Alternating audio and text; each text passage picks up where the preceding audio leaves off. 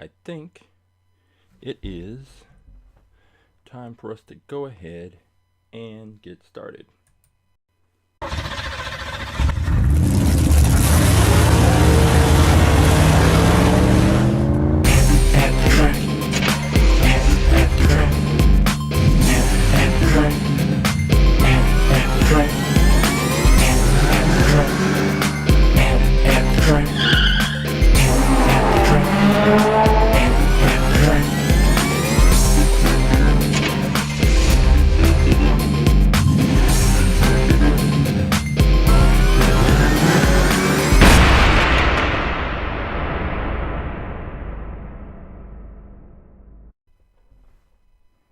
Hey, welcome to AtTheTrack.live. My name is Coach James. I am the creator and the lead instructor for All About Aerodynamics. What is All About Aerodynamics?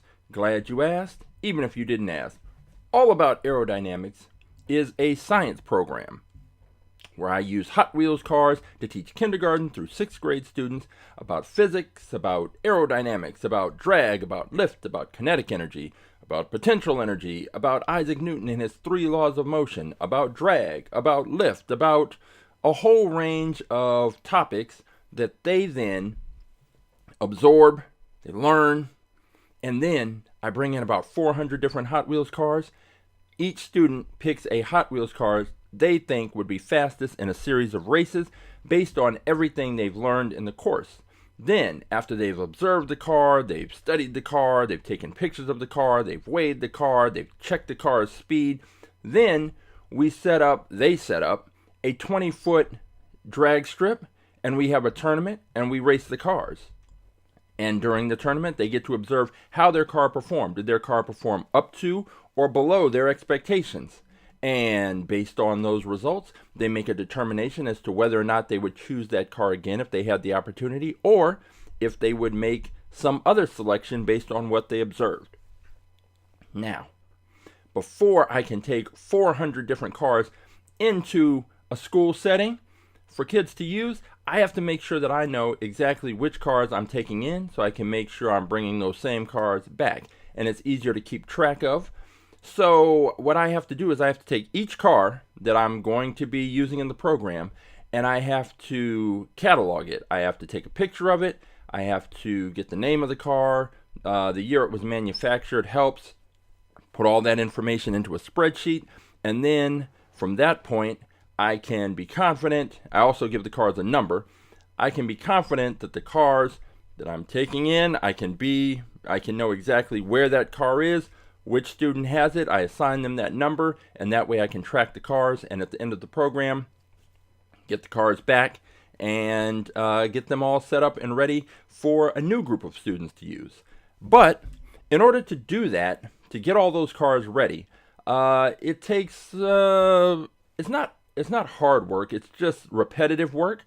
And so I have to open up the cars, take the picture, take a little video, because there is an online version of All About Aerodynamics, and I want the students to be able to see the entire car before they make their selection. So I have to take a picture, I have to take the video, I have to enter all the information into the spreadsheet, and then that's that. So the problem is, like most Hot Wheels collectors, I buy more Hot Wheels cars than, I'm not going to say that I should, but because they're only $1.25, $1.18, whenever I go to a store, I go down the Hot Wheels aisle and see what is new, or if there's something that I personally like or that I think the students would like, and I pick those cars up and bring them back. Well, until I catalog the cars, I have to throw them in the storage. And in my storage, there are a bunch of bins full of Hot Wheels cars, hundreds of Hot Wheels cars that haven't been opened. So I created AtTheTrack.live as a way to start to get some of those cars out of storage and into circulation so that they could be available for the students to pick. But what AtTheTrack.live is, it's a little bit different. So each week I go into the storage, I grab 6 cars and crack those open. We take a look at them. I do a little review, take the picture, shoot the video, for all 6 cars. And then we have a little mini tournament. And with that mini tournament, then we get to determine which of those cars is fastest. So the track is all set up, ready to go. And one of those cars is going to be the winner.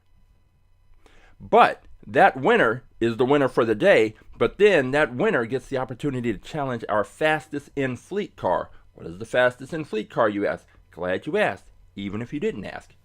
The fastest in fleet car is the car that is basically our champion car.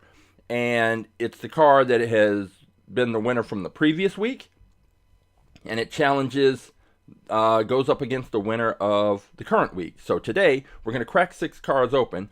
And whichever car wins that little mini tournament gets to go up against our fastest in fleet car. And our current fastest in fleet car just became the fastest in fleet car last week is this one. It is the Terra-Tracktyl. And this was one of the more unexpected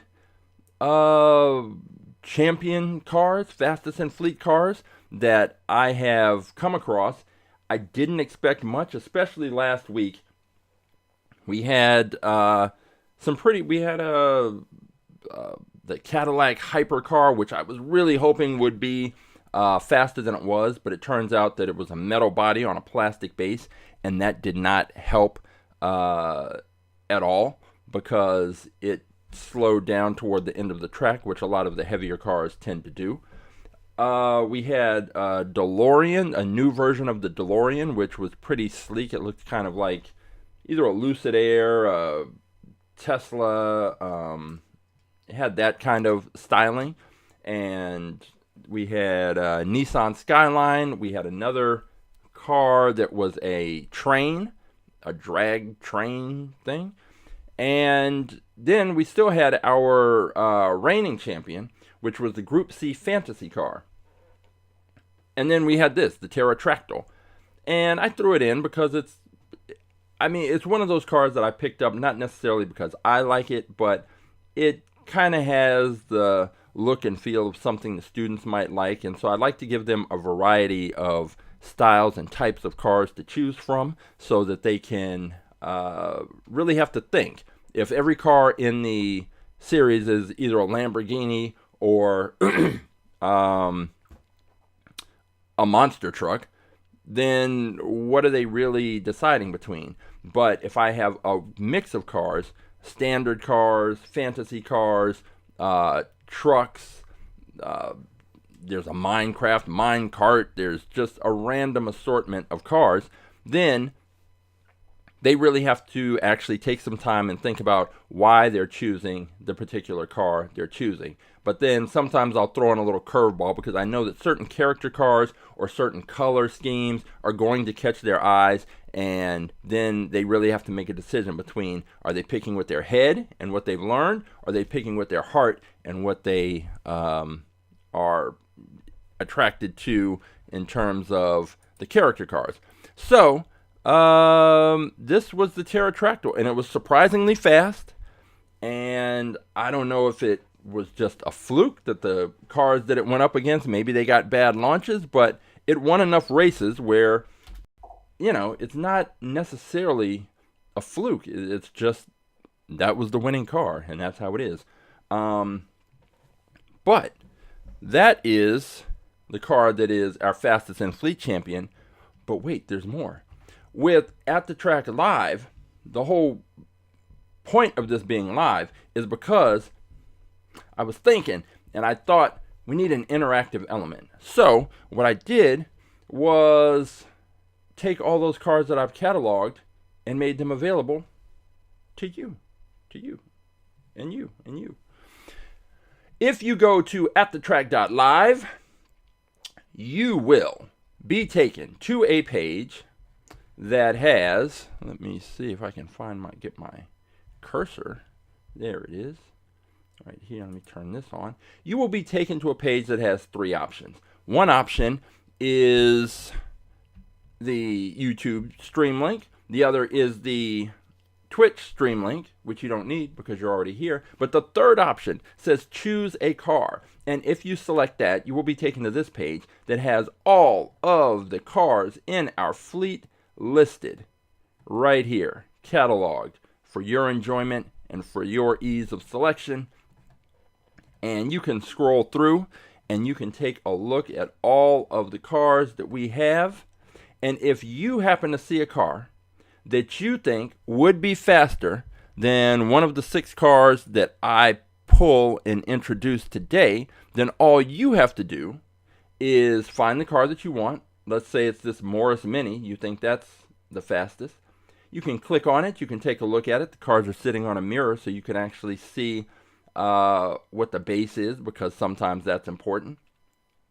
In this case, it looks to be a metal body on a plastic base. But if you think the Morris Mini is the car, and you're like, yeah, that's the car, that's the one that's going to beat whatever car Coach James pulled out, then all you have to do is take the number of that car, in this case, 177. You take that number, you drop it in the chat, and then I will pull that car, and we will race it and see if you are correct, or if one of the cars that I've pulled is, in fact, faster. So we do, I remember I mentioned last week, we do have this old, not the old school, but the more traditional DeLorean that everybody's familiar with from Back to the Future. We have that one, and then the new DeLorean just looked more like a standard car. It's this one. This is the new DeLorean. And so it doesn't, none of the same, nothing that's similar other than the name to the one that we all know from Back to the Future. But if you think this one might be faster, I mean, just looking at it, I haven't pulled it out in a while, but I think it's metal on metal, which would make it heavy on heavy, and that is not necessarily what you want, because once again, our track is not a gravity track. It is a flat drag track. So the benefits that a car gets from being heavier on a gravity track don't necessarily translate on our track. With our track, the heavier cars, when they get towards the tail end of the track, they tend to slow down, and lighter cars fly right past them. Which brings me back to this Cadillac. This Cadillac hypercar, this was the one, but it was just, I don't know, I think the metal body. If it had been, this was a metal body on a plastic base. If it had been a plastic body on a metal base, I think this car would have done better. But just in terms of the car, this is beautiful. This is one of my favorite Hot Wheels cars so far. But that was last week, and if you want to see how the car performed, all you have to do is go to the YouTube page, click on live, and you will be taken to, you will see all the episodes. And on the YouTube page, I've actually listed out all of the cars that are introduced that week, along with I put time codes in. So if you just want to see the races, you can click there, jump to the race. If you just want to see the reviews, you can click there. And of course, you're welcome to watch the entire video, but they are all there. Let's see. There are cars from the 70s. There are cars from the 80s, 90s, 2000s, and as of just yesterday, I picked one up that we'll take a look at today. But if you think this one, this old iced tea, I think I need to check the wheels on this one. Because a lot of the cars that I had when I was a kid, I played with a lot, and you can see here that it's got all kinds of playground damage on it. I'm pretty sure there was probably a cover of some kind of plastic cover that got busted off, and somehow this car made it. Now, I have some older cars like this that didn't make the cut because I played with them so much the axles got bent or the wheels are damaged to the point that the car doesn't roll properly. So I'm pretty sure I probably checked this one out to see if the wheels were straight before I put it in the fleet. But no one's ever picked it, so I don't know.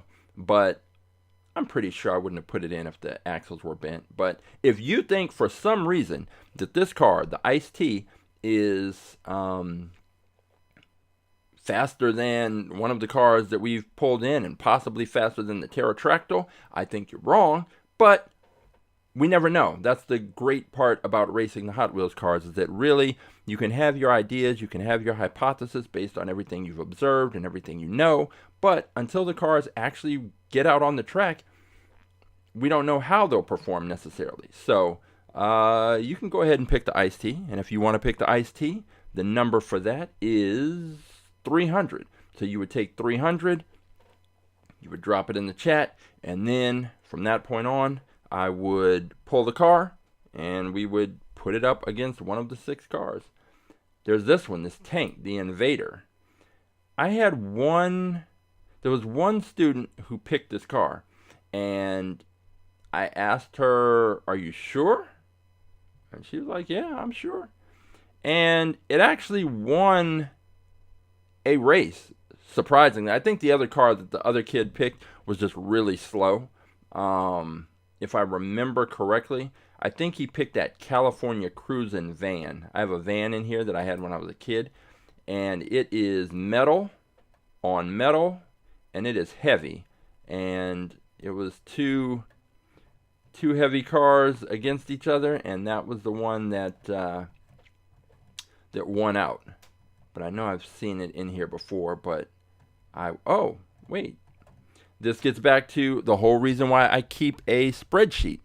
Because with the spreadsheet, I can click on that, and I can sort it this way, and I can scroll through because I know the name of the car, California Cruisin'. And it tells me, the spreadsheet tells me it's number 253. So I was going in the right direction back this way. 253. Right there. This one, the California Cruisin'. This is heavy. This is a heavy van. And that one, I believe, was the one that the student picked that was beaten out by the Invader. But that was one that I had when I was a kid. And there's a bunch of those scattered in here along with newer cars. And we are currently up to... The fleet is growing and growing and growing to the point that I'm going to need to go buy some more storage cases, because we are now up to 621 cars in the fleet. And you can see right here, there's this yellow Road Bandit, this bus, and then right next to it is a red one. I am trying to avoid duplicates from here on out, unless there's some significant difference. Now on this one, I just noticed that the difference is they have different wheel types. But for the most part, I'm going to just try to avoid duplicates unless the wheels are completely different. So we had the Speed Slayers a couple of months ago, and one of the Speed Slayers had the standard wheels, and the other one had these really skinny disc wheels. So that difference was significant. So because of that, I let them both stay. But from now on, I really am trying to avoid duplicates. And I pulled a bunch of cars today because I had 3 that were going to be racing, but then I needed 6, so I went to go pull some more from storage, and the ones I pulled, the first 3, I know that I already had. I checked the spreadsheet, sure enough, already had them. So I had to go back and try and find some others. So I just grabbed 3, 5, 7, about 7 cars. And I'll check those against the spreadsheet. And if it turns out we don't have them already in there, then they will be in today. What's this one? This one's like a roller skate or a hover something. I'm not even sure what this is supposed to be. a hoverboard or a roller skate. I'm not exactly sure, and I think it's been picked. I think I remember it being picked once, but that's about it. And you know, that is not exactly something I would pick, but I mean, I bought it, so I bought it for some reason. I'm just not sure what it is. Usually the Hot Wheels cars, even the ones that are character cars or fantasy cars, you can usually tell what they're going for and what it's supposed to be. But this one, I'm not sure. But hey, if you think that car, the Hover and Out, is going to be faster than one of the 6 cars I introduced and possibly faster than the Terra-Tracktyl, you're welcome to pick it. Just take that number, 328, and drop it in the chat. We've got a car that's like some kind of wild jungle cat. We've got the Motosaurus. This looks like a Stegosaurus. So there's a range of cars to pick from. If Batmobiles are your thing, there are plenty of Batmobiles scattered throughout. We have one of these, this BMW. This is one of the Hot Wheels. What did they call that?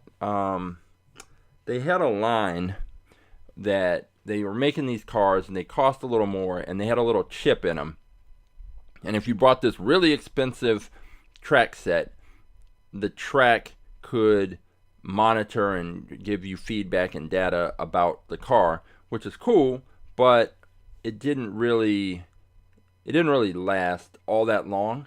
I haven't seen any of these cars unless they changed the packaging or did something different, because they used to be they were in these white boxes, and they definitely cost a little more. They had more detailing than the standard mainline cars, so they were, depending on how you felt about the car, whether or not would determine whether or not you thought it was worth the extra price or not. So I have a few of those in here as well, and it's a good mix of all types of Hot Wheels cars. And as I said, there are currently 621 cars for you to pick from. I think the last 6, I don't think I put those in here yet. So yeah, so this is still 6 cars short because I didn't put the 6 from last week in there. But still, I think 615 cars is plenty for you to choose from if you think you can find one that is faster than the cars that we've been taking a look at. So now that's how that works. If you want to pick a car, all you have to do, once again, is go to AtTheTrack.live and select choose a car, and you'll be taken to that page. Let's see. We have 6 cars, but like I said, I'm gonna need to check every time to make sure that these cars are not already in the fleet, because again, I bought so many, and out of 600 and some odd cars, most of the time I'll kind of tend to remember if a car is already in, but 615, 621 now cars, so I don't remember them all because the students don't always pick certain car, like that iced tea has never been picked and probably never will be picked, given the options that the students have. So I will see with each of these cars if, in fact, there's already a version in there. So, all right, let's get to it. The first car that is going to be introduced is this one, and this one might be too wide. So we're already kind of in a tricky spot because I'm almost certain this is going to be too wide. So this AMG 89 Mercedes Benz AMG 560 SEC. And the reason why I say it's going to be too is because right here you can kind of see at the back the fenders kind of flare out. And if you look at the car this way, see how right there it's here, and then right about there it goes up. Right out there it goes up, and then the wheels stick out. And you can kind of see on the bottom how the back wheels push out. Our launcher has a channel that the cars have to sit in, and they get shot out of that channel and then down the track. If a car is too wide, which we've had that, it's usually trucks that have that problem, but there are some cars where the back ends kind of flare out, or the fenders, and it doesn't fit in the channel. I'm looking at this one, and I don't think it's gonna fit. So I'm almost certain it's not gonna fit. Even if I look at this, I look at the Cadillac. Let me put it up next to the Cadillac. You know what? This Cadillac fit, and it seems to be just as why I'm just sort of trying to compare the width right there. But we'll go ahead, crack it open, take a look at it. If it doesn't fit, then we will replace it. So let me crack this open. We'll take a closer look.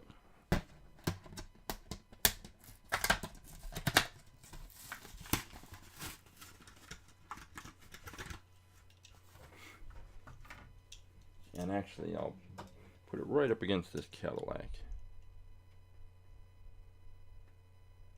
Yeah, it might fit. All right, let's go ahead and take a closer look at the BMW A. There we go. Locking that focus. Let's go ahead and take a closer look at this thing. All right, so we have the BMW, the 89. Why did I BMW? 89 Mercedes Benz 560 SEC AMG. These names. Okay, so let me go ahead and let's get the photo first. So I take a still picture, which is what you end up seeing on the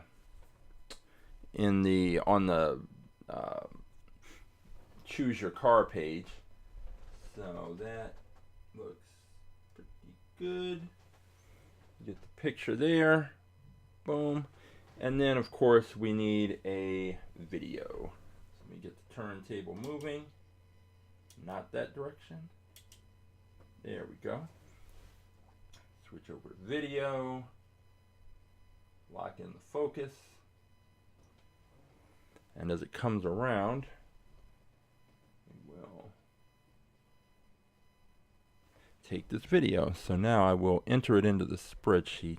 And with this car, presuming that it fits in the track, which, you know, we shall see, it's got, well, it seems heavy, like a heavier car. And I don't know, but one of the important things is the back end is flat. And I always mention that because of the way our launcher is designed, let's see, 89 Mercedes Benz 560 SEC AMG. So because of the way our track is designed, our launcher is designed, cars with a flat back end tend to do better because there's more surface area pushing against the car, and that is something that is going to help it come out of the launching block and stay straight. Staying straight on this track is one of the most important things. It's critical because if a car does not stay straight, it's going to rub against the side of the track and that friction is going to slow it down. If a car comes out at a weird angle, because it gets a bad launch, it's going to hit one side of the track, and then it's going to start bouncing back and forth between sides of the track, and that is also no good. So we have this. This is the why do I keep saying BMW? This is the Mercedes Benz. 89 Mercedes Benz 560 SEC AMG. And I'm going to check the, let me check the year on this one. The year is 2022, and I might as well check the weight. The weight is 38.3 grams. And so I said that this car seemed heavy, and it is heavy. Whereas the Terra-Tracktyl, 35.1 grams. So slightly lighter, but it is a truck after all. So Mercedes Benz AMG. Okay, the next one. Oh, what year did I say? Oh yeah, 2022.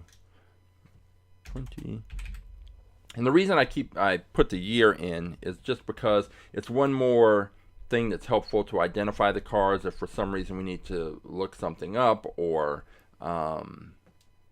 there's a number of reasons, but this helps me to keep track of the cars. So car number 622, the Mercedes Benz 560 AMG. And the next car, let's see, is going to be, so it was going to be this Lamborghini, because the kids love the Lamborghinis, this one, but I checked the spreadsheet, and I already had a Lamborghini Cyan FKP 37, this exact car, the exact color. So this car will be going into the prize bin, and a student who answers questions or does well and participates in the class will have the opportunity to pick this car up as a prize. So that's something that they should enjoy. Set that aside. So the next car up, one that I pulled, is this one. Pretty basic. 2023 Nissan Z. So this is another one that I need to check. Check the stat sheet. 2020. Nope, it is not in here. So this car gets to stay. Let's sort this column.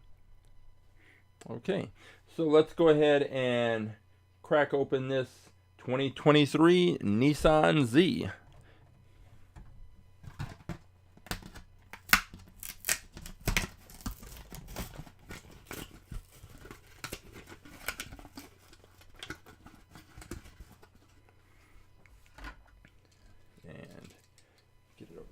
Turntable.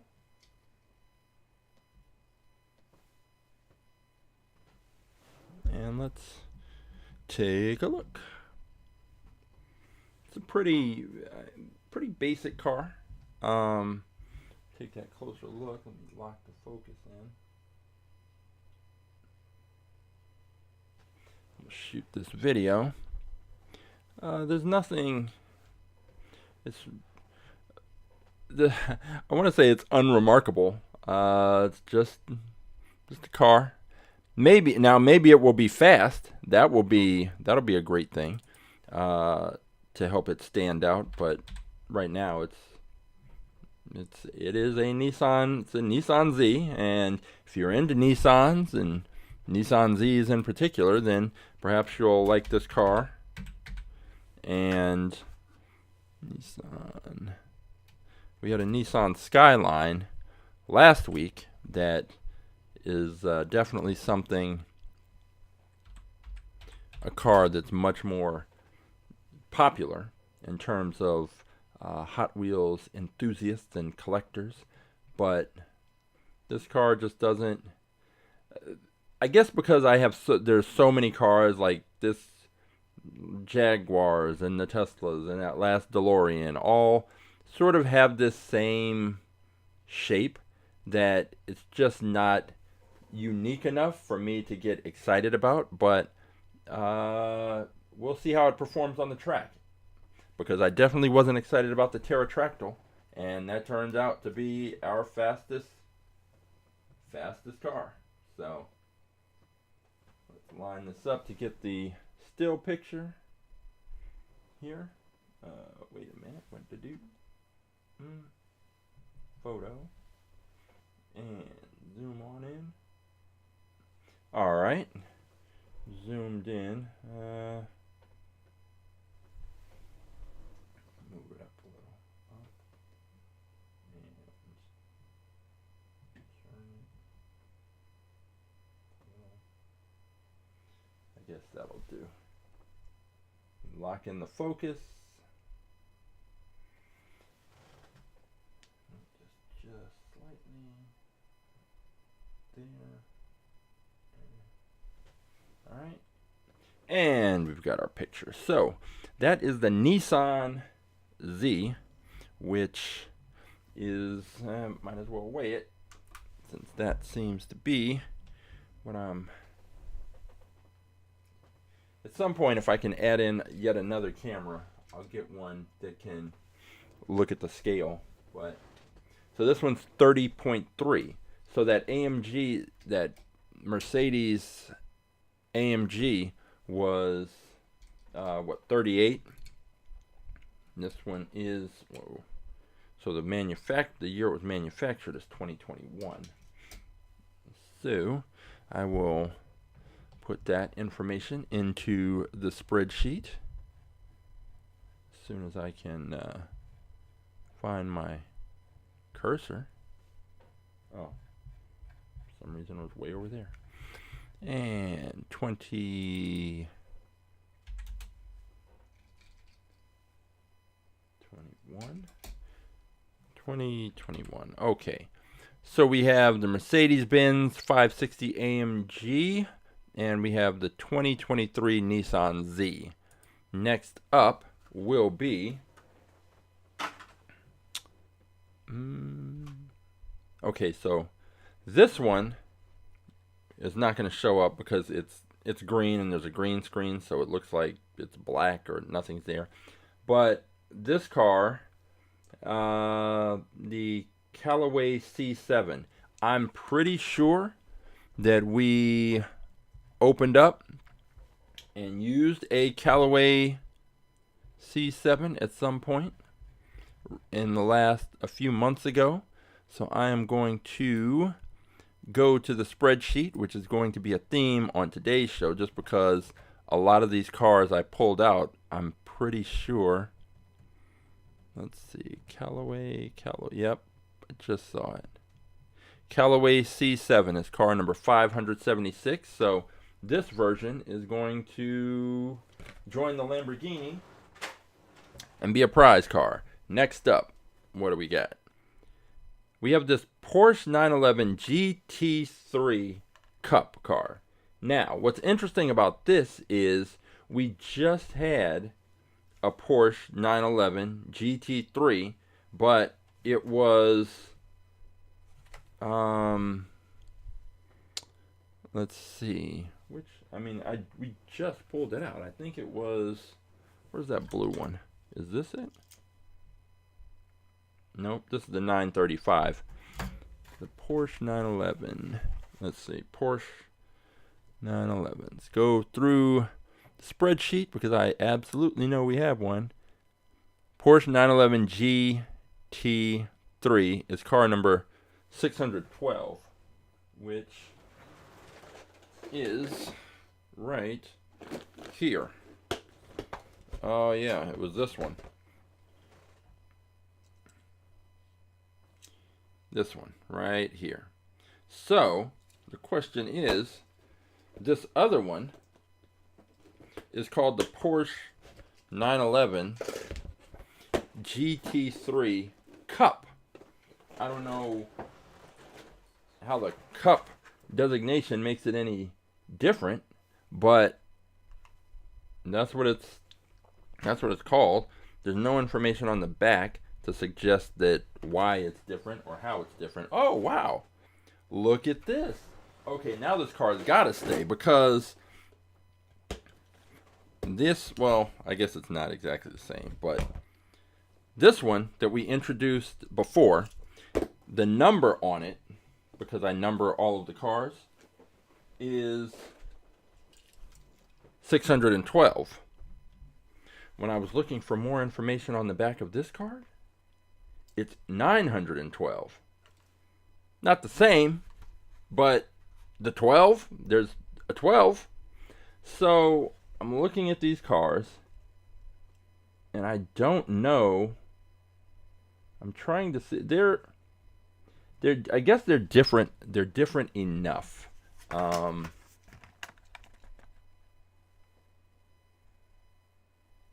Slightly. It's hard to tell. But you know what? Since this is the 911 GT3 Cup, we're gonna keep it, and we're gonna crack it open. We're gonna take a look at it, and we're gonna introduce it to the fleet. So let me crack this open. We'll take a closer look. This is a car from the late 90s, 98. Let's see what the year is on the bottom. 98, yep. And the other one that we brought in from a week ago, or 2 weeks ago, is 2021. All right, let's crack this open, see what it looks like.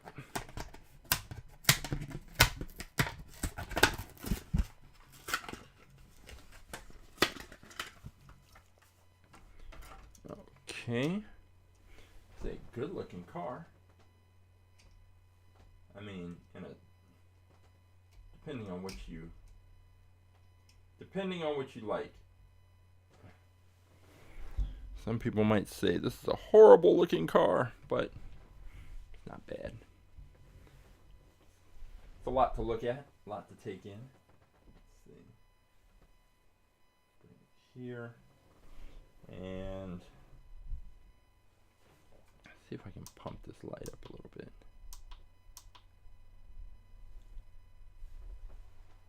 That is a little too much light. Take that down. How about right about there? Maybe go up one level. Let's see.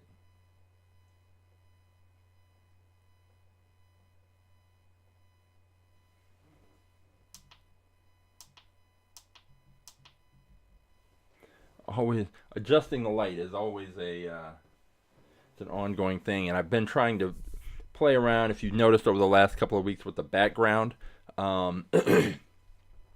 trying to find something that gives the best kind of contrast. But then when I have a darker car, then that's not the case. So I guess I could just switch between these backgrounds. Let's see how this looks. Slide this in here, and that gives a little more, it makes it a little easier to see the lines of the car, the outline of the car, by switching it that way.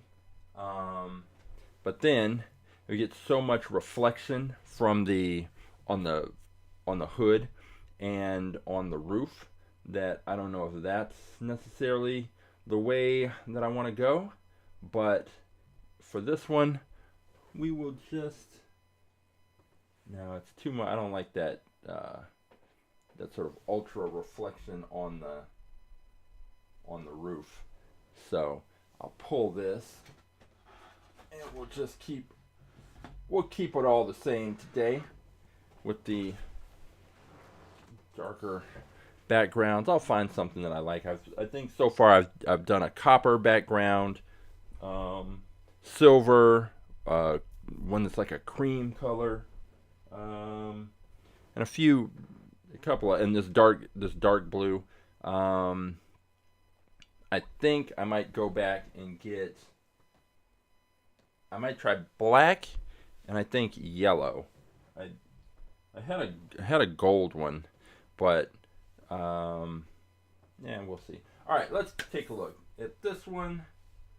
I think this is a good angle right there. Okay, so we'll take this picture. And I've also talked about changing the angle that I'm shooting at. Don't want it going that way. I'm coming this way. And get that focus locked in. The car comes around. All right, there we go. So, let's see. We now have car number 624. Car 624. The Porsche 911 GT3 Cup. And I think I said the year was 1998. So I'll be curious to find out if this car, if the weight is the same as the other 911 GT3 that we just introduced. And I think in looking at it, I think the bodies are slightly different. The wing on the back is different, definitely different. And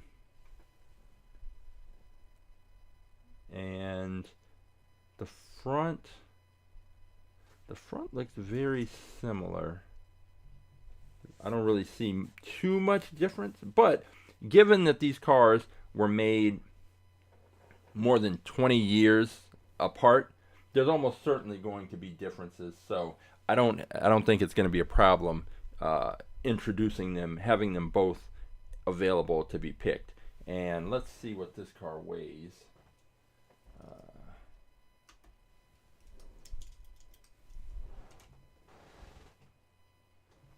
It weighs 35.5 grams, and I'll check the other one. The other one weighs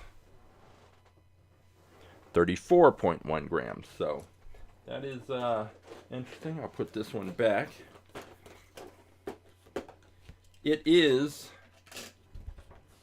available to be chosen. So if you go to AtTheTrack.live and you scroll all the way down, that other Porsche is available to be chosen. So far today we have the Mercedes, the 89 Mercedes AMG. We have the 2023 Nissan Z, and now we have the Porsche 911 GT3 Cup car. And that is 3. We need 3 more. And here's another one so last week, if you were watching, we had that mustache car and the Mo-Stache, and it crashed on the track, and in one of the crashes it went upside down and one of the wheels smashed into the barrier, and after it smashed into the barrier, then the axle bent and the car was no longer able to race on our track, and I am going to have to replace it as soon as I can find it, because I just picked that one up 2 weeks ago, and so I should see them in the stores. And it wasn't particularly fast. Well, I think it did win a race, but then it ended up getting beaten by the Terra-Tracktyl maybe. But anyway, the force that our launcher shoots the cars out with, it's a lot of force, and I designed the launcher specifically to do that. And unfortunately, when some cars hit that barrier, then they'll either lose paint, or in the worst case scenario, they will damage themselves and we can't race them anymore. So here's a car that the axle's bent, and you can see how the wheels are pointing out in different directions. And if I rotate the wheel, you just see how much it wobbles. That is no good at all. And even with the front wheels are more or less fine, but the back wheels, like, that's no good. And it won't help it on the track. So this car is the Rocket Oil Special. And I don't know that it ever even got a chance to race on the track because I noticed that the wheels were doing this, like pointing in all different directions. I was looking through the storage, and it turns out I have another one. So I'm going to just double check to make sure that I don't already have one in the fleet. Let's go to the R's. Rocket box. We have 2 rocket boxes and a rocket fire. And now it looks like we will have a Rocket Oil Special. And I don't know if this car, because usually the front wheels will get damaged. The back wheels, I have a feeling it came out of the package like this, and that's why it never got a chance to race, because I don't know, otherwise I don't know how the back wheels would have been damaged. But we've got one here. We're going to crack this open, take a closer look, and hopefully these wheels are straight.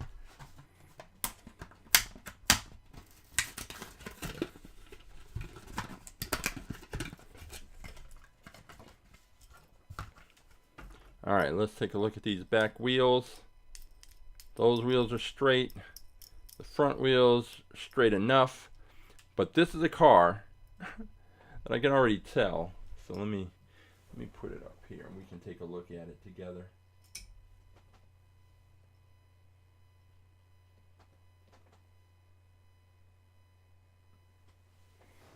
This is a car that I can tell, if it crashes, it's going to end up just like that Mustache car, because the axle is going to bend, because there is absolutely nothing protecting this car at all, at least protecting the wheels.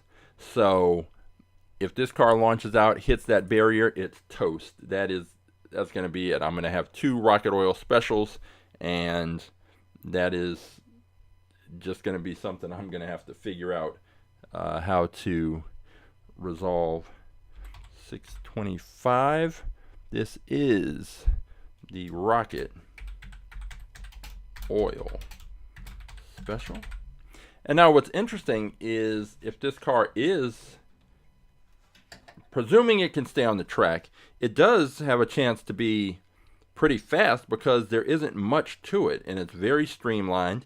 It is metal on metal, but there's not a lot of metal. So just being metal on metal is not necessarily a bad thing.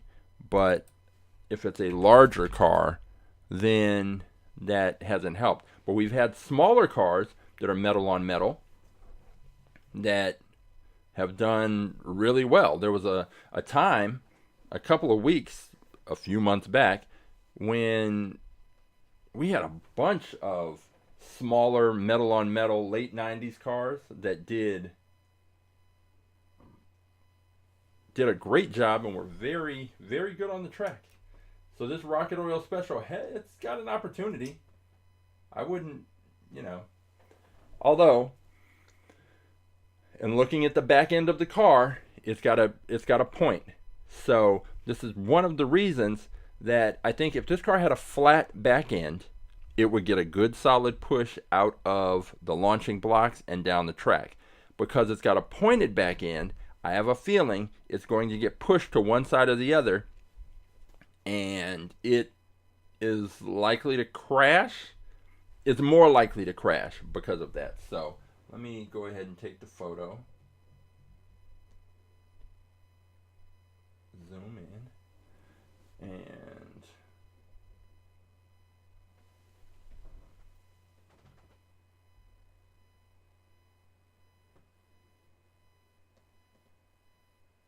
see, this is the problem. See, again, it's another, the background is so dark that it's harder to see the back end of the car. So I think in this case I am going to have to, I'll put in the, I'll go with the cream background. Slide this in here.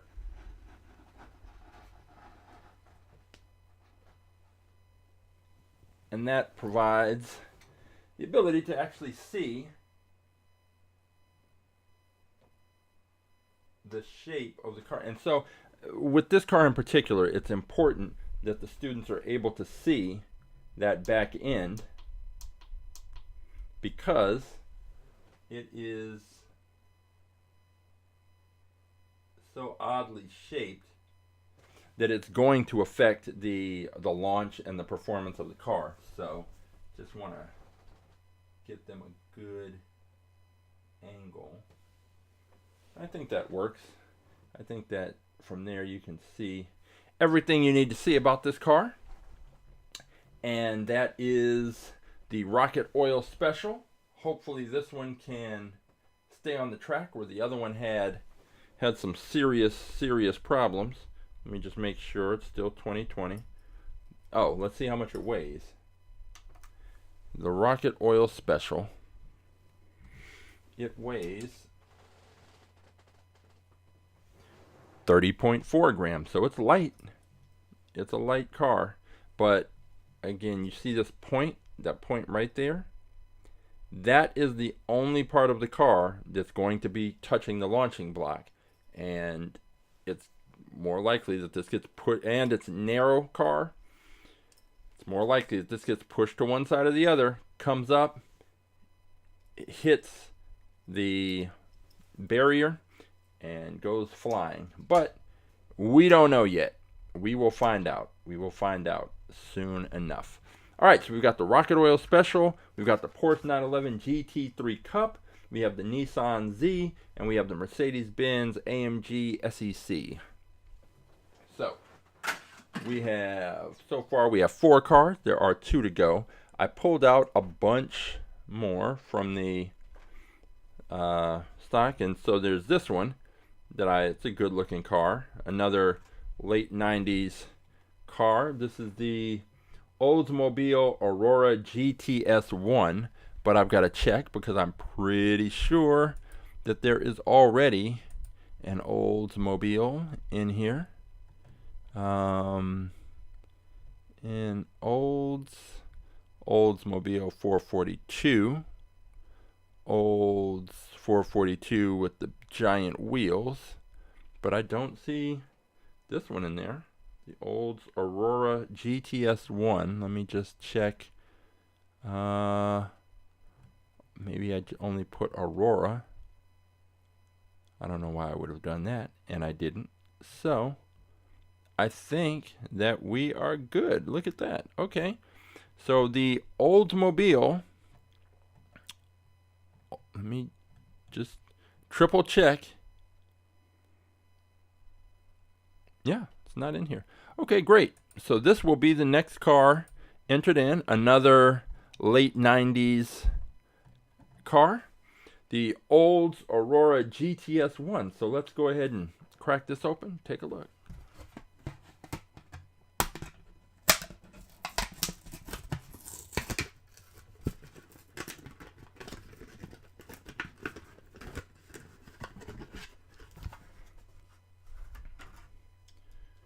This over here. This is kind of a bigger car, and let me just get the weight right off the bat because it feels heavy.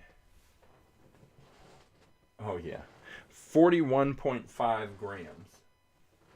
That is heavy, and that is not ideal.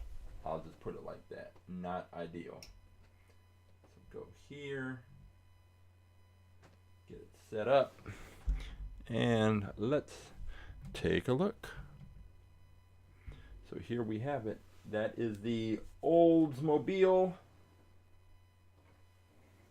What was it? The Olds Aurora GTS-1. Pump the light up a little bit. And I mean, it's a fine looking car. I'm not a fan of the graphics they chose. But, you know, it'll do. I don't think it's got some kind of track. See at the back of the car, right there, it's got some kind of track designation, which once I pull it off the turntable, I'll take a closer look. But we've come to find out before that a lot of that track stars, best for track, all that stuff, a lot of it is just marketing, because the cars don't, just because they have that designation doesn't mean they perform any better or worse on the track than some others. So if that's what you're using to make your selection, I'd find another criteria. But let's see, we've got this here. Lock in the focus. Got our picture. That's a decent looking car, but it's so heavy. That, I think the weight is what's gonna really be the defining problem for this car going down the track. But you never know, which is why we have to race the cars. Let's lock in this focus. And here we go. With the Olds Aurora GTS-1, let me get that in there. This is going to be car number 626. And it is the Olds Aurora GTS-1. And the back end, this plastic wing sticking out, and it's angled in. If it was tilted back or just straight, then the flat part of the wing would be the part that's touching the launching block and getting the push. But you'll see when it comes around, because it's angled, only those 2 points at kind of the elbow of the wing are going to be touching the launching block and pushing it out. So I don't know that this car is going to get the best release, and it's already heavy, so that's just one more thing working against it. And it is going to be, it'll be interesting to see how it actually turns out. So we've got that video right there, and with this heavy car, and that is the Olds. Let me just check the year. The year is 1998. And I will pop that in the spreadsheet.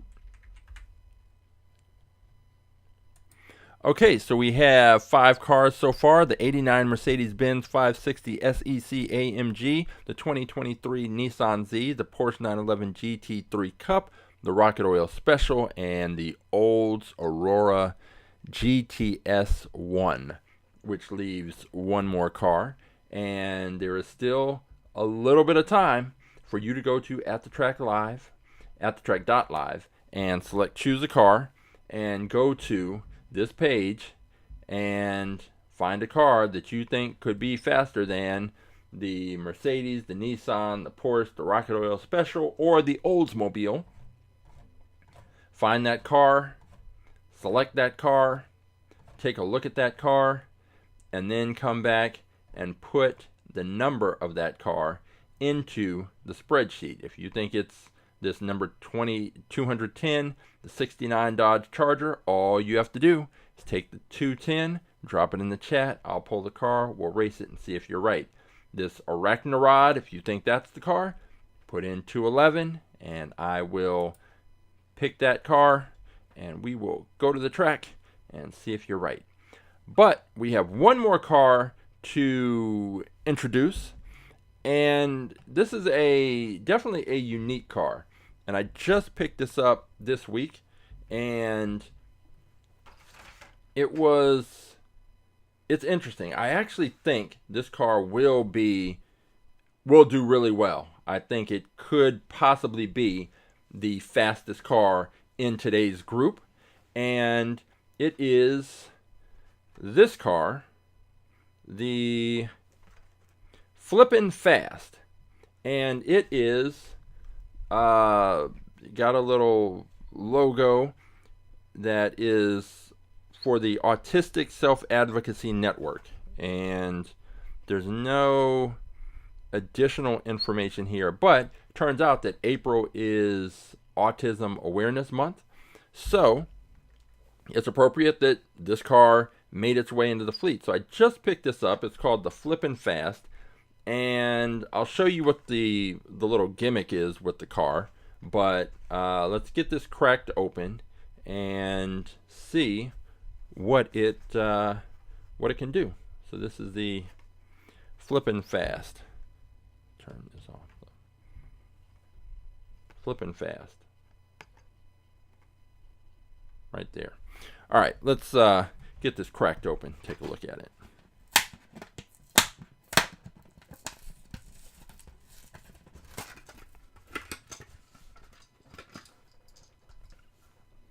Okay, so this car, so I'll read what's on the back. Flip it, spin it, drive it upside down. This speedy star of the track is one of the most versatile vehicles on the road and can be driven in so many ways for a truly soothing experience. So, you can hold this car. It's almost like a fidget spinner. And if you hold it on the sides, it spins and rotates around that central point. But they are race car driver helmets, and so you can drive it this way, or you can flip it over and drive it that way, or you can flip it over and drive it that way. So it's got regardless, I don't even think I held that on the camera, but either way you turn it, it can race that way. So let's take a closer look. Let me get it over here.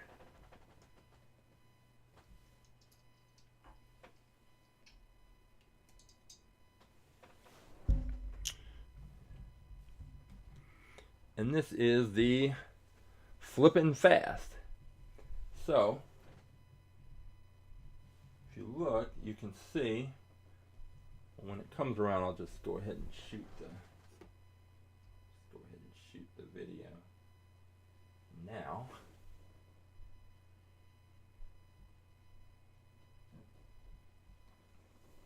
But the same way the car looks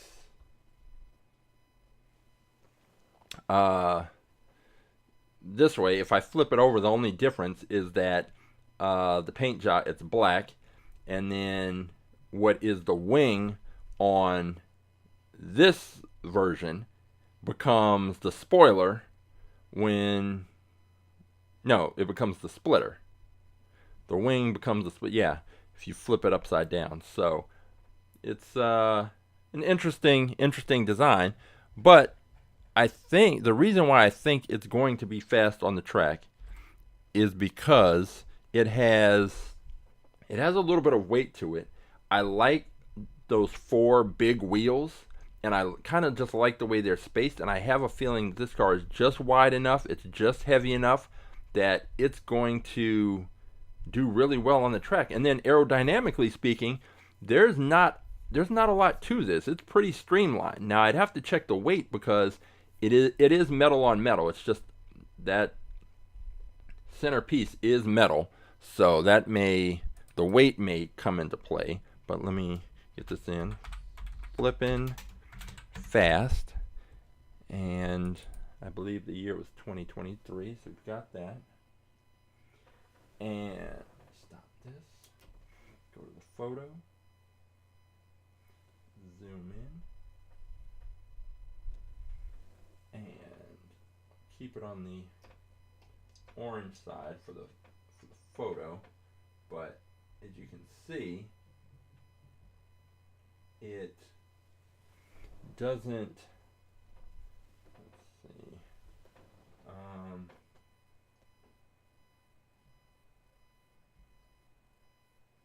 trying to get, wait, is that even the right? See, that's the whole point. They say you can race it any way you want. I'm wondering now, do I even have it, is that the back? Yeah, I think that's the back, because there's the engine, so this would be the front. So yeah, even when I was describing it earlier, I was describing it somewhat incorrectly. Let's see. Trying to get.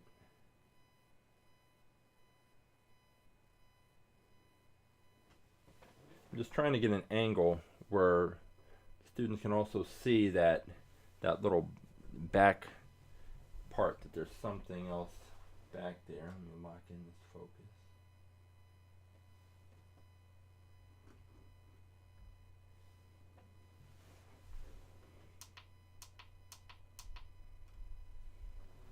The brightness. Alright, I think that will do. Alright, and so you can see, I'll flip it over.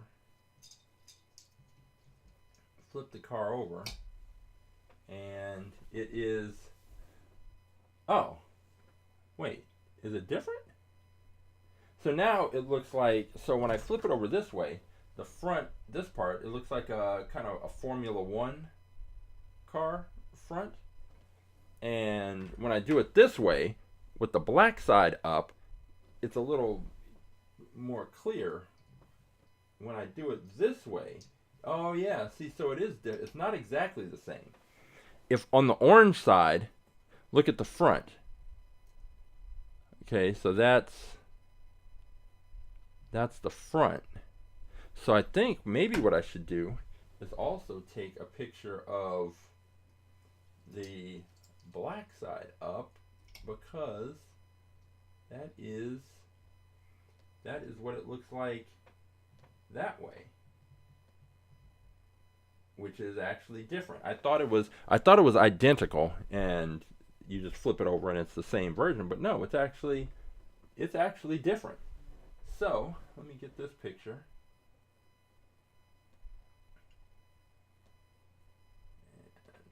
And that will be that. Okay, so we've got the Flippin Fast. Now let's see how much this weighs. This weighs 31 grams. So it's light. So it is light, and this is an interesting car. This is very, very interesting. So if I had to pick right now, I would think that this car, and let me see if I can, did they even put the year on here? Am I going to have to guess? There's not a lot of room, because usually the year information is on the bottom of the car, but in this case, aside from the fact there is no bottom of the car necessarily, the year is not exactly listed. So I will have to look that up. I presume it's probably 2023, because I just picked it up and it says new for 2024, so we'll see. But this is what we've got. So we've got the Flippin Fast.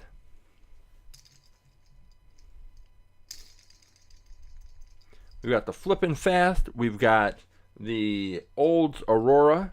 We have the Rocket Oil Special. We have the Porsche 911 GT3 Cup. We have the Nissan, was it 200 or 300? Oh no, just the Nissan Z. And we have the 89 Mercedes Benz 560 SEC AMG. So we've got our cars. We're all ready to go to the track and see how they perform. But before we go to the track, let me just remind you, just in case you haven't watched any of our races before, what you will be seeing when we go to the track. When we go to the track, this is basically the view that you will get. It is a 3-camera view, and the 3-camera view will provide you a look at the beginning, middle, and finish line sections of our track. If you look on the far left side, at the very top, you'll see our launcher. I'll count down 3, 2, 1, race. The cars will fire out of the launcher. They will go from the top of the screen, race towards the bottom of the screen. Once they pass out of the bottom of the first screen on the left, you can pick the cars up at the top of the screen in the middle. The cars will come flying down from the top all the way across the screen towards the bottom. Once they pass out of the bottom of the middle screen, then you can pick them up at the top of the screen on the far right. That is our finish line camera, and the cars will come flying down, cross the finish line, And the winning car will be indicated by a solid red light. A solid red light indicates the winning car.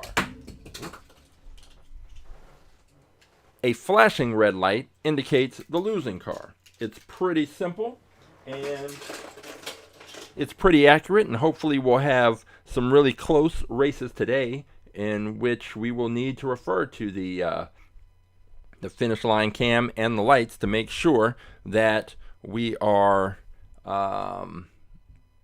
making sure that we're identifying the winner.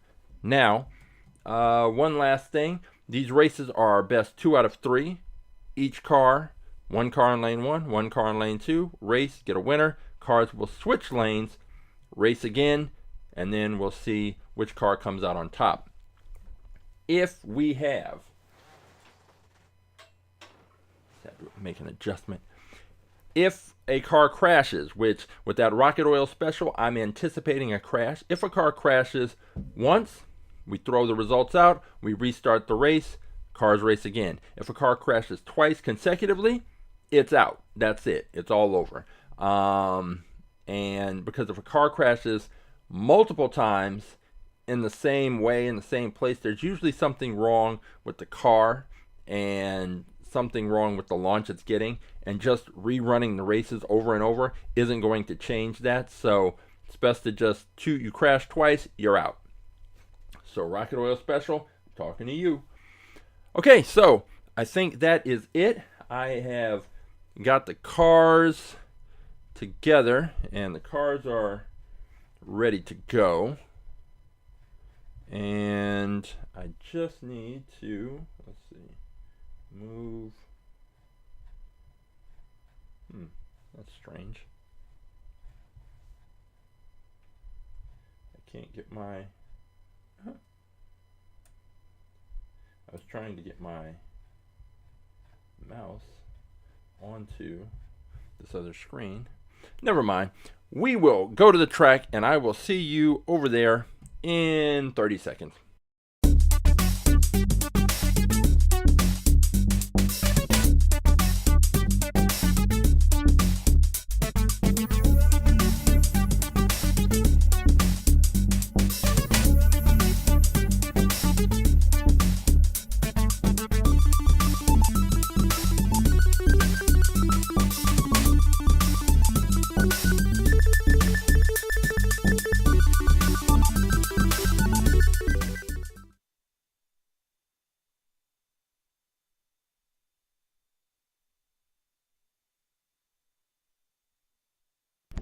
Okay, now let me just, I always have to do this, I always have to double check the sound to make sure that everything is coming through clearly the way it should.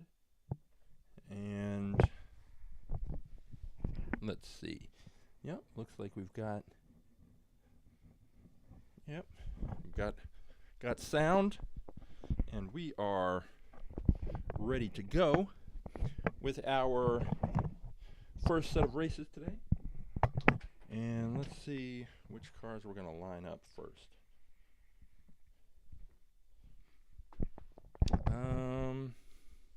We will go with, let's see, I guess I'm really, let's see, we've got this Terra-Tracktyl there. I'm curious about the rocket oil and the Flippin Fast. But let's go first. We'll just go with the Mercedes, and we will put that up against the old Aurora, because that's a big, looks like two big heavy cars. So let's take the biggest, heaviest cars we've got today and have them line up and race first. So, all right, is this Mercedes going to fit? That's the big question. I remember we started off with that one. I hope it does. It should. It does. It does fit, just barely. Okay, so we got the Mercedes in lane 1, and we are putting the old Aurora into lane 2. And the cars went in pretty easily, so they are lined up. They are ready to go. This old Aurora is... All right, got it lined up. So here we go. Olds Aurora, lane 2, and the Mercedes AMG in lane 1. Let's see what happens.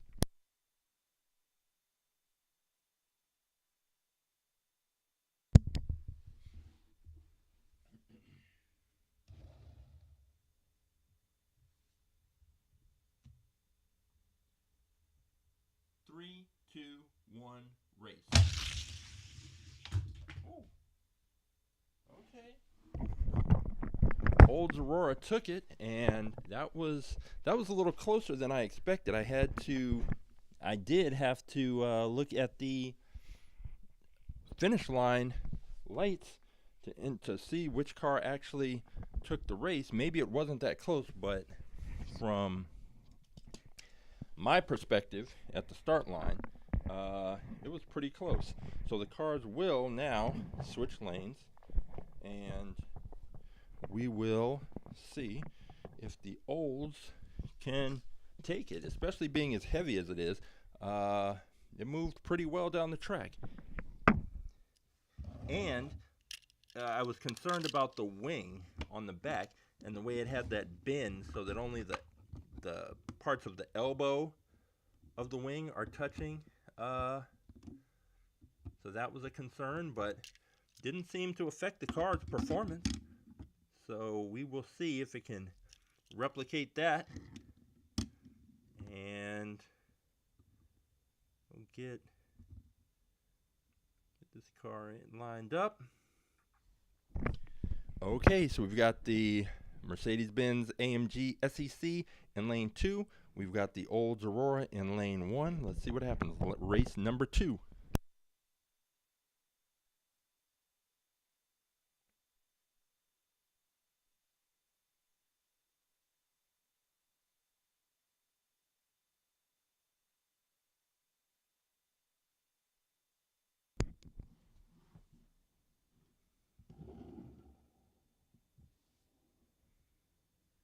Three, two, one, race. And the Oldsmobile takes it once again. So we have the car that I didn't think much of coming into the races has done what it needed to do to move ahead. And so we have the Mercedes Benz will take a seat, and the Olds Aurora will move on. And let's see what we have coming up next. Okay, we have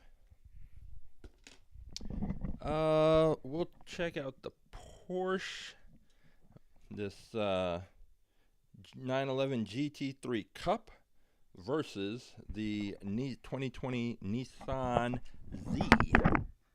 See how that turns out.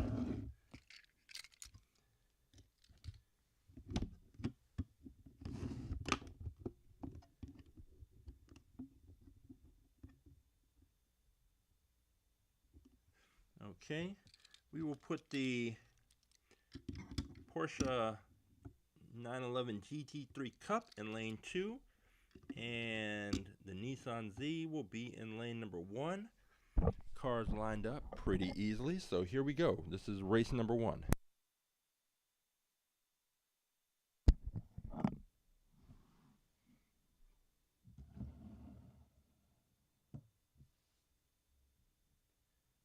Three, two, one, race. Okay, that Nissan looked pretty fast, but not nearly as fast as the Porsche 911 GT3 Cup. So maybe the Cup stands for I'm taking the trophy. I'm taking the winner's cup. I am going to try and face the Terra-Tracktyl. But it's got to win another race before we can start talking about that. But that car was fast on that run, so let's switch lanes and see if this latest 911 GT3 can get the job done. All right, so we are going to put the Porsche in lane 1.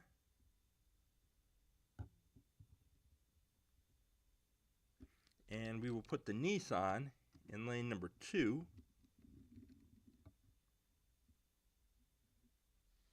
Okay.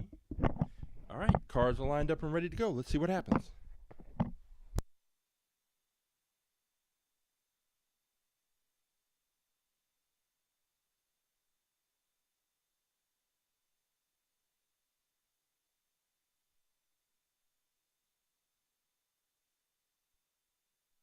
And what happened was the Nissan crashed, and I don't even know if I had the mic on, but that race will essentially get thrown out, and we will reset the cars and see if this Nissan can get a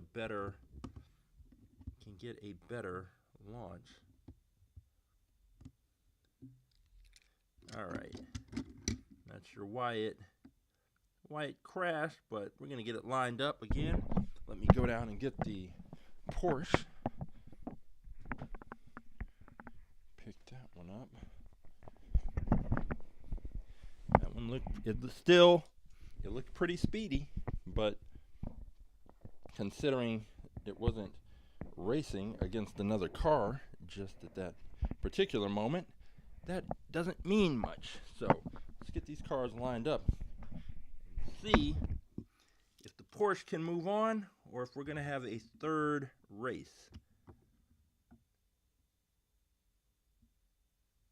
Okay. Cars are lined up and look good. We've got the Porsche in lane 1. It's already up 1-0. And we've got the Nissan Z in lane 2. Let's see what happens.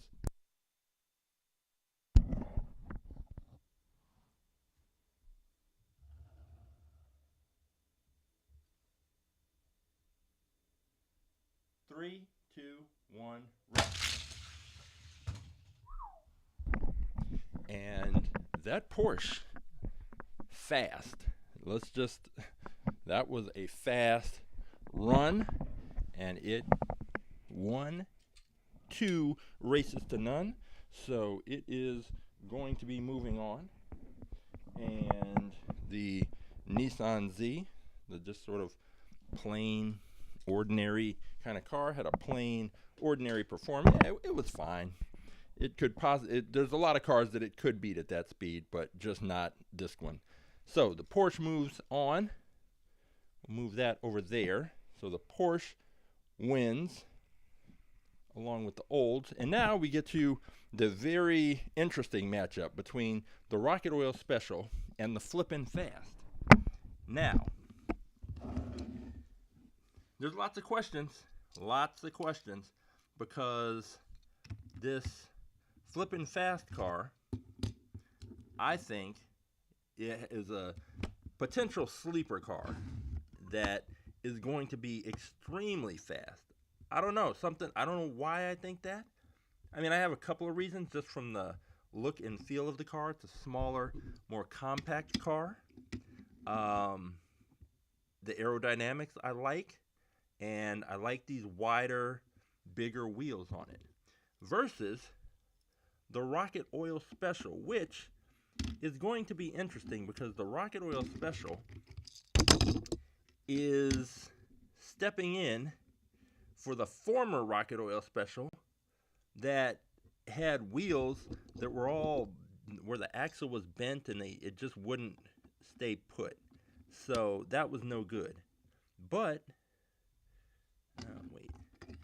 See, now I'm already confused with this Flippin' Fast car about which way I'm supposed to turn it to set it up. Okay, so with the Flippin' Fast car, we've got the black side up. So it's got that, basically I'll call it the Formula One race version is set up. And with the Rocket Oil Special, there was a version that I had that had a damaged it had a damaged rear axle, so I never got to put it on the track. This one, I'm concerned that the front wheels being exposed, if this car doesn't get a good push and it crashes into the barrier, the axles could get bent just like the mustache car from last week. So we'll see what happens. We've got the Rocket Oil Special in lane 2. We've got the Flippin Fast in lane 1. Let's see what happens.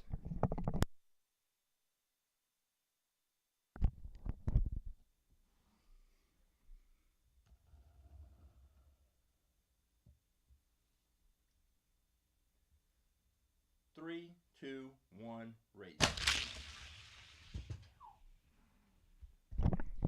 And that Rocket Oil Special took off like a rocket and destroyed the Flippin Fast car. I mean, that race was not close at all. At all. So with the Flippin Fast car, I'm wondering, should I flip it upside down and try the other side? Because it could not be any worse. So this time we'll try the Flippin Fast car. We're going to change lanes because that's how this works. But we will, let's see. Yeah, I'm gonna flip it on the orange side, see what happens. And already this Rocket Oil Special, the front wheels are now doing weird things, but it's, I don't know, is this just the way that this car is or what? I don't understand what the problem is, but the front axles now on the Rocket Oil Special are doing the same weird kind of wobbly thing that the rear wheels on the other one were doing. But nevertheless, it's in the race now. So let's go ahead and get it set up. Rocket Oil Special this time will be in lane number 1. And the Flippin Fast, we're going to go with the orange side up. That will be in lane number 2.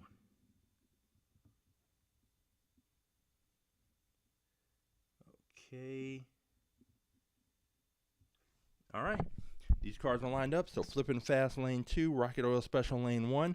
Rocket Oil Special, something's going on with the front wheels, but we'll see if that makes a difference. And the Flippin Fast has now been flipped over to the orange side. So here we go.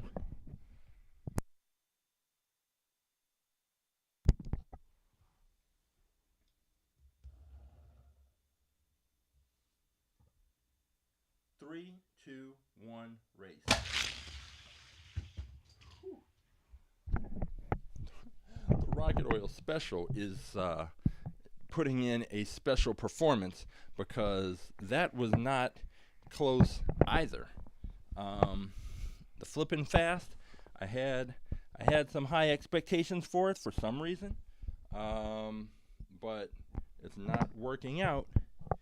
And let me just something I need to check here. Let's see.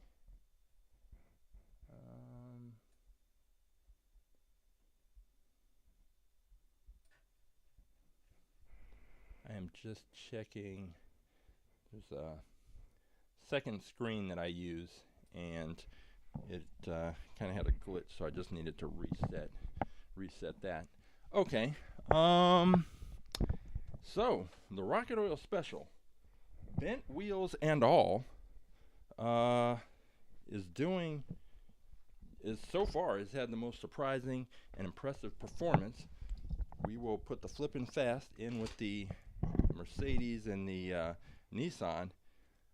This Rocket Oil Special, I'll have to show you I'll show you these wheels after we finish the races, but they're so like crazy. It's almost like a V situation that I don't even know how this car is necessarily making it down the track in one piece. And there's nothing I can do. I don't want to mess with it too much because I'm afraid the wheel will fall off, but all right, we'll put it up there. So here we go. I'm going to put the Rocket Oil Special. We are actually going to race this car until the wheels fall off, which it looks like they might. But we're going to have the rocket oil special set up again, this time in lane number 2. And then we'll take the Porsche GT3 Cup, put that in lane number 1. All right, so we've got the rocket oil special in lane 2, Porsche in lane 1. Let's see what happens.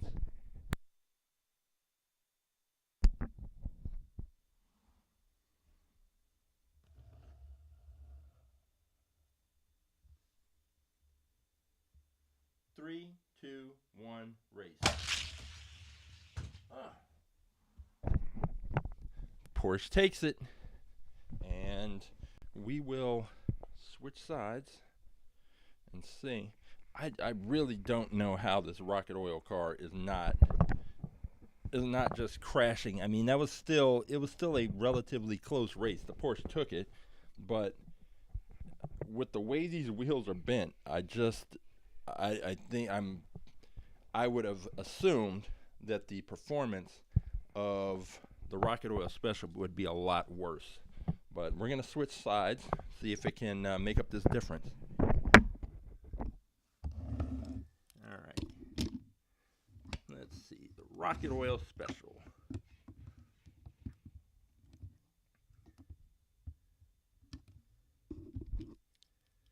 Rocket oil special is now, I mean, these wheels are so, they're bent. Now it's beyond a V. It is just, it's hard to explain how badly deformed this axle is, and it's gonna have to race. And I'll give it credit for being able to make it down the track, presuming it does. But at this point, it's just, I think the Porsche is going to put the rocket oil special out of its misery. So the Porsche is in lane 2, rocket oil special is in lane 1. Let's see what happens. Race number 2.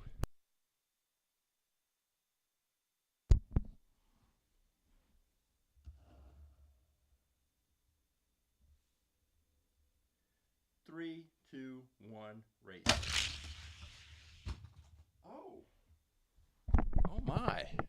The rocket oil special, just when I was ready to put it away permanently, it comes out and pulls out the victory to tie this thing up 1 race to 1.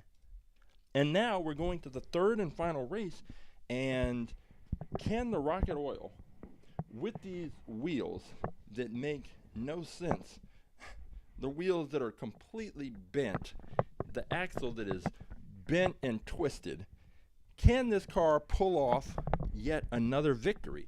We'll see. So we're going to switch sides of the track, get these cars loaded in. The rocket oil special. This is one of the most remarkable performances I've seen on the track ever, because there's no way, there's so many reasons why this car should have already been eliminated, but it's not. It's still here, still racing. We've got the Porsche in lane 1 this time, and rocket oil specials in lane 2. So here we go. This is race number 3. Whichever car takes it will be moving on. So here we go.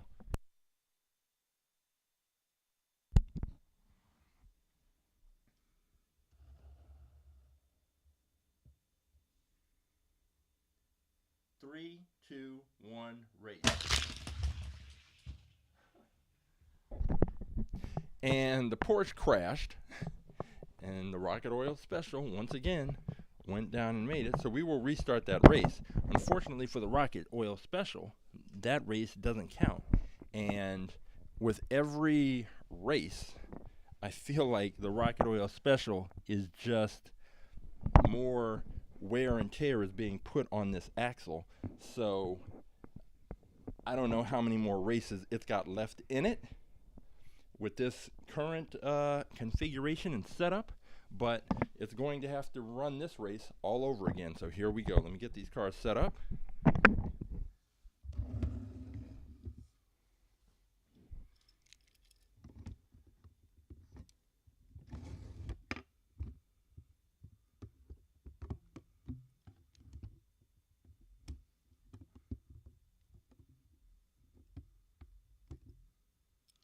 Okay, so we're going to get the Porsche in lane number 1,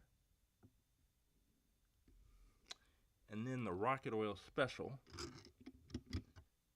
the very special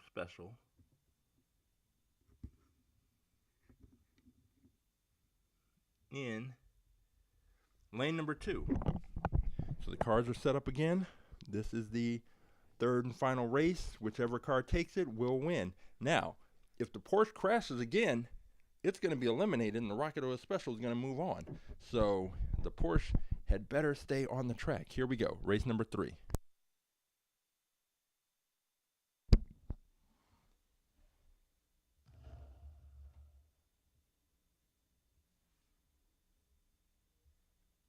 Three, two, one, race. Oh! The Rocket Oil Special crashes, and I'm going to go take a look at the car because it clipped the barrier, and in clipping the barrier, that probably did even more damage to the wheels, which it's hard to imagine, but yeah, it definitely did. Now one of the wheels is pretty much up in the air. This is wild. Again, I will show you a closer look at this car and the wheels once we wrap up the races, but this is pretty wild. And the thing is, the Rocket Oil Special looked like it was ahead until it crashed. But now we are going to set up yet again. So each car has crashed, but in order to be eliminated, you have to have you have to crash consecutively. So that means that now the burden is on the Rocket Oil Special to stay on the track. If it cannot stay on the track, then it is going to be eliminated. And so we've got them set up. Lane 2, Rocket Oil Special. Lane 1 is the Porsche. The Rocket Oil Special has got to stay on the track, and that might be a hard ask given the condition of the wheels, but here we go. Race number 3.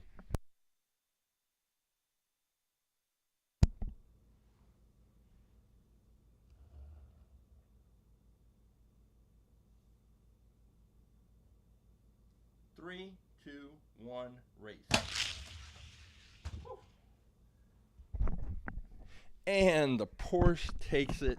The Rocket Oil Special was doing okay, but those wheels, there's no way that car could have continued to perform up to any quality standard with the wheels as badly damaged as they are. So it was a good effort, but not good enough to get past the Porsche. And so now we are heading into our championship race, our finals, which is going to be the Porsche against this Aurora, this Olds Aurora. So let's see how this turns out.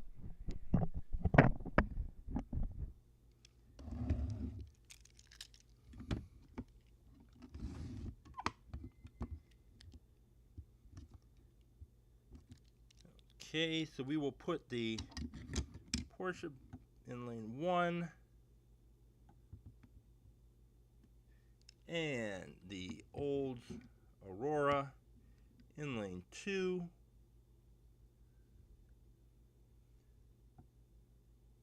Got these cars lined up and ready to go. So here we go. We got the Porsche in lane 1, the Olds Aurora in lane 2. Let's see what happens.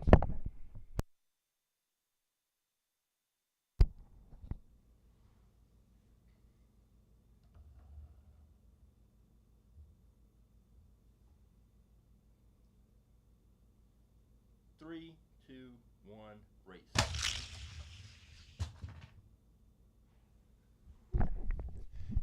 close race. The Aurora took it, and not by much, but it doesn't take much to win. You just have to win. You just have to cross that finish line first.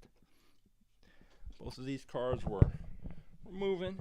I didn't see, they don't seem extremely fast, and so that might have be a problem when whichever one of these cars has to race the Terra-Tracktyl. But that is that, so we will switch sides of the track.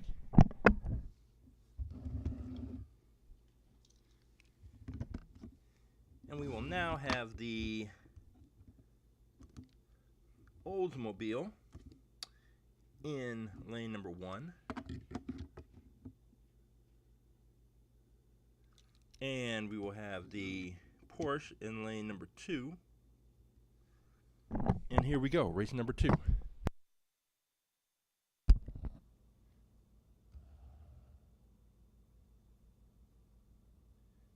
Three, two, one, race. That race was close, but the Oldsmobile took it, and that means the Oldsmobile Aurora, which I believe was the heaviest car, has taken the victory and is today's champion. And what that means for the Oldsmobile Aurora is it now gets to line up against the Terra-Tracktyl and find out if it can become the new fastest in fleet car. So let's go ahead and get those two lined up. The Terra-Tracktyl is very light. It's it's plastic. It appears to be plastic on metal. Yeah, plastic body on a metal base is what it seems to be. So, whereas the Olds Aurora is a metal body on a plastic base. So we have that contrast there. But let's get these cars lined up and get the Terra-Tracktyl in lane number 1 set up. It became the fastest in fleet champion last week. So this is its first title defense. We've got the Olds Aurora lined up in lane number 2. Okay. I'm just trying to get the cars just lined up. Okay. So we've got the Terra-Tracktyl lane 1. We've got the Olds Aurora in lane 2. Let's see what happens.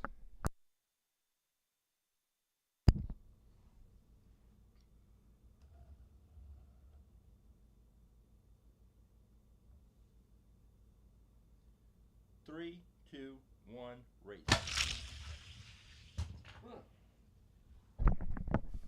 Olds Aurora takes race number 1, and it is 1 race away from ending the streak. The streak, I guess there's no streak. From ending the reign of the Terra-Tracktyl. But we have seen cars come back from a 1-0 deficit before, so that's not necessarily insurmountable. The cars will switch lanes, and we will put the Oldsmobile into lane number 1, and the Terra-Tracktyl is going to be in lane number 2. And they are ready to go. If the Oldsmobile takes it, it will be our new fastest in fleet car. If the Terra-Tracktyl can win this race, then we will have a third and final race to determine the champion. Here we go.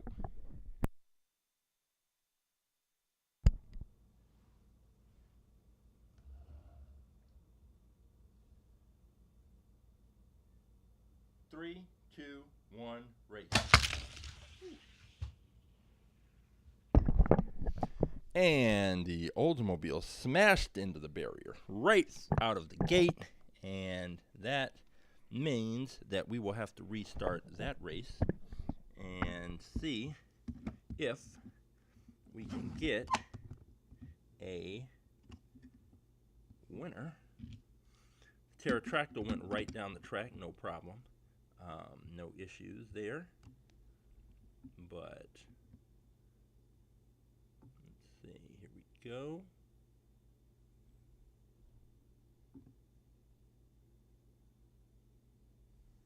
All right, and let me get the Terra-Tracktyl, which essentially had a test run right there. Make sure everything is okay here with the, make sure there's no chance that the cars are hitting the tripod. Good. We had that one time a few months ago, and ever since then I always want to double, triple check to make sure that the tripod is not interfering with the cars proceeding down the track.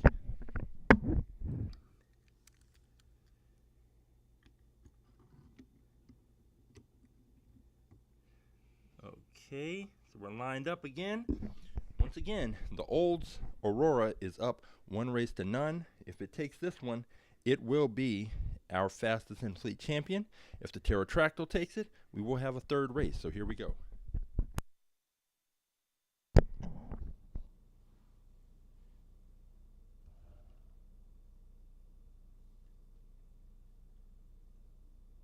Three, two, one, race.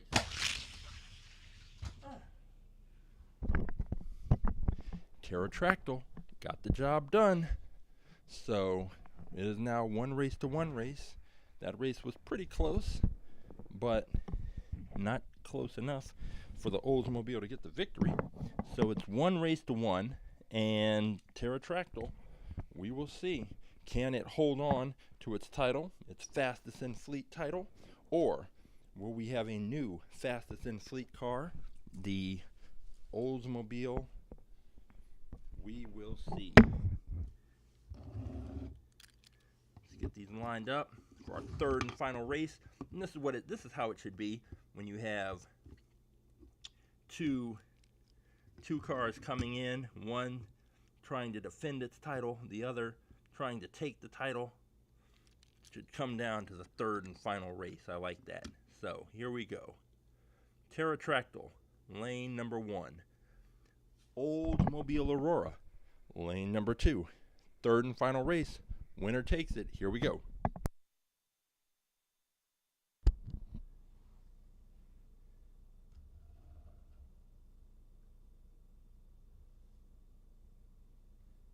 Three, two, one, race. Oh!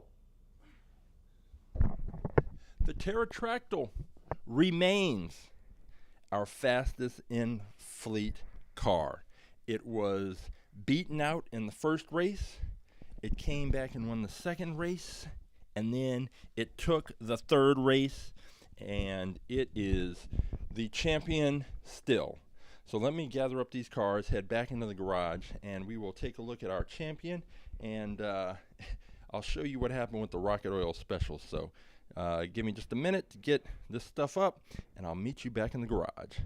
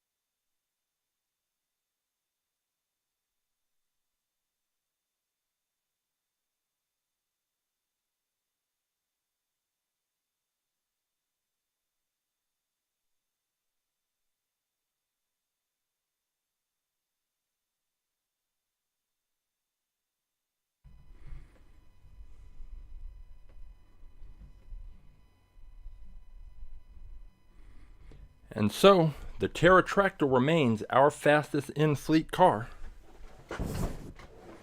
And That is something that I wasn't expecting when it first happened, and I definitely wasn't expecting it at this point, because it really is a unique thing for a truck to be the fastest in fleet, and it doesn't typically happen like that, but that's how it's happened right now. So the Terra-Tracktyl is our fastest in fleet vehicle, and let's see here.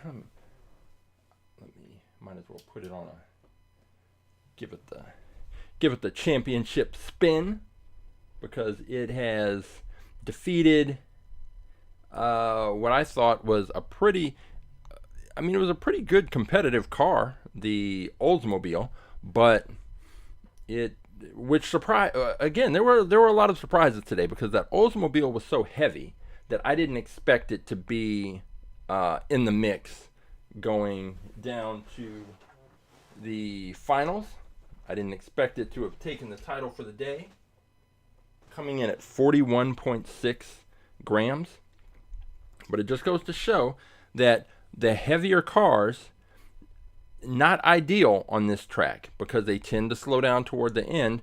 But this Oldsmobile proved that if it stays straight, it has a chance to be competitive, and it almost defeated the Terra-Tracktyl, which is now in its second week as champion.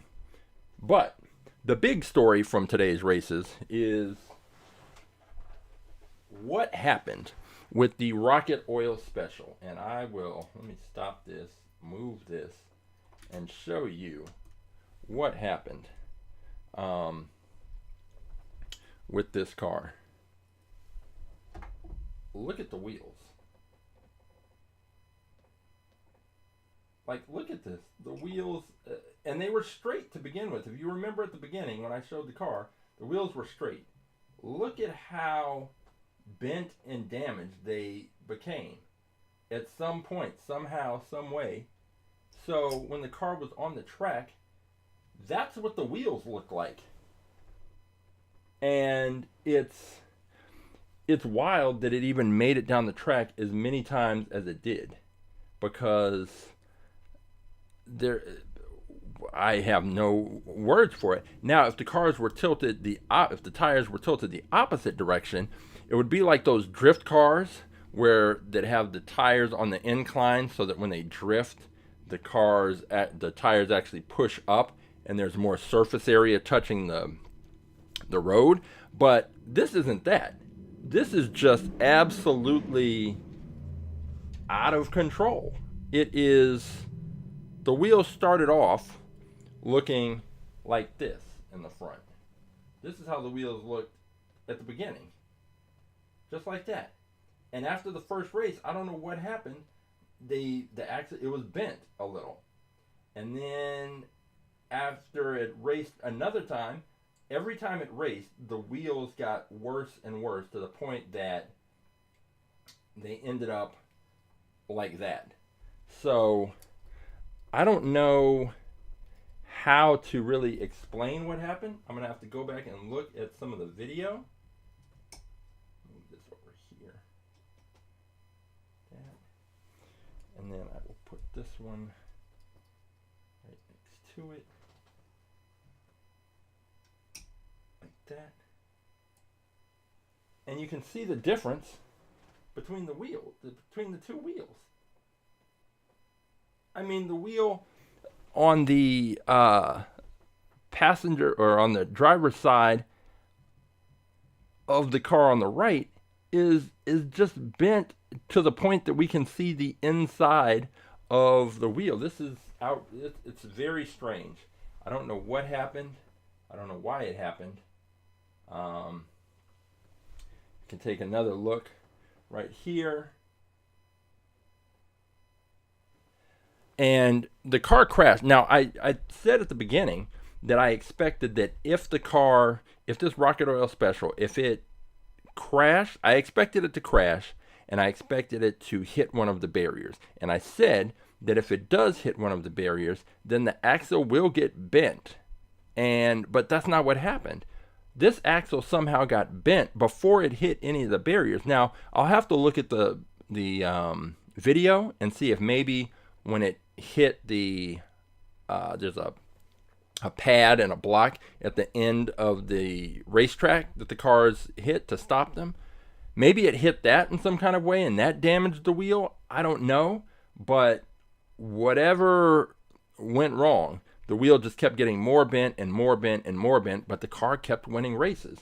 And somehow it won some races, continued on. I don't know how, but it did. And but after a while, that severe bend in the wheel, it just wasn't enough. I think if the wheels had been straight, this car definitely had a chance to win a race, but didn't happen. Now the good thing is that I've been hesitant to kind of open up my Hot Wheels cars to change the axles and mess with it, but this car, because of the way it's designed, it should be pretty easy to get in there. You can take a look and see, like, the axle is just right there, so really should be able to just clip the tire, slide this right on out, and then slide a new one in. But I'm not familiar enough with how that whole system works to do that, but that's the idea. But the way that these wheels just got completely bent it's just a wild situation, and I've just never, I haven't seen anything like this before. So that is a weird situation, but it doesn't matter in the end because the Rocket Oil Special is not the car that is our champion. Our champion remains this one. The most unlikely of champions. It is the Terra-Tracktyl. So we have a new we have the same champion, and we will be looking next week for a car that can take out the Terra-Tracktyl. If you think that you can pick a car faster than the Terra-Tracktyl, all you have to do is go to AtTheTrack.live, go down to choose a car, and go through that list. There are currently 600 and, well, now, once I add in these, there will be 627 cars for you to choose from. Minus the Terra-Tracktyl, there will be 626. Odds are that there is a car in that group of 626 that is faster than the Terra-Tracktyl, but until we find it, the Terra-Tracktyl is our champion. So, if you think you can pick a car, find it, and then you'll take the number of the car, and you will drop it into the chat next week, and I will pull that car, take it to the track, see if you're right. And also, you can go to AA Aerodynamics on Instagram, and you can stay up to date on everything that's happening with All About Aerodynamics at the Track Live. Sometimes I do previews of cars that are going to be racing on Saturday, so it gives you a little heads up to kind of figure out which type of car you want to pick to beat the other cars. And there's always a countdown in our stories. You can go to the link in the bio and find out everything you need to know about At the Track Live, about All About Aerodynamics, and if you are interested in bringing All About Aerodynamics to your school, to your organization, to your special event, all you have to do, you can go to our website, aaerodynamics.com, and find out more about the classes that are offered. And you can contact me, and if you have any questions, and figure out how to bring our program to your students. They'll have a lot of fun, and they'll learn. So, best of both worlds. However, for At the Track Live, we've had a good set of races, and I am going to go back into the storage, and I am going to look for some more cars to bring out and race, and possibly take out the Terra-Tracktyl. and get a new fastest in fleet car, but we're going to have fun racing the cars. You are welcome to participate. Pick a car, AtTheTrack.live, choose a car. That's all you got to do. Let me know. I'll take it to the track. We'll race it live here every Saturday at 11 a.m. Pacific. Yeah, that's it. So I am Coach James for At The Track Live and all about aerodynamics. And until next time, I'll see you at the races.